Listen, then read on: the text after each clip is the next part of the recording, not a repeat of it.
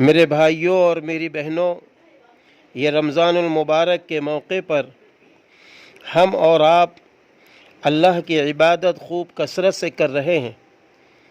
اس اللہ کی عبادت میں اور ذکر و اذکار میں یہ کلمات بھی شامل کر لیں۔ اگر یہ کلمات ہم پڑھ لیں گے تو ہمارے گناہ خواہ سمندر کے جھاگ کے برابر ہوں، اللہ تعالیٰ معاف فرما دیں گے۔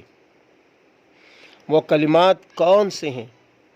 حضرت عبداللہ بن عمرو رضی اللہ عنہما روایت کرتے ہیں کہ رسول اللہ صلی اللہ علیہ وسلم نے ارشاد فرمایا، زمین پر جو شخص بھی لا الہ الا اللہ واللہ اکبر ولا حول ولا قوت الا باللہ پڑھتا ہے تو اس کے تمام گناہ معاف ہو جاتے ہیں، خواہ وہ سمندر کے جھاگ کے برابر ہوں۔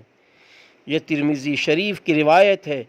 ہمیں چاہیے کہ یہ کلمہ یاد کریں اور اپنے ذکر و اذکار میں اس کلمے کو شامل کریں۔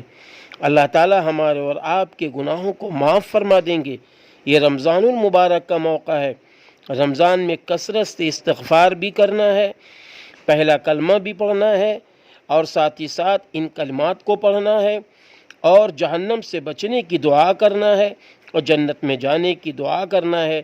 ہم سب جہنم سے بچیں، امت مسلمہ جہنم سے بچے، اور ہم سب جنت میں جانے والے بنیں، امت مسلمہ بھی جنت میں جانے والی بنے۔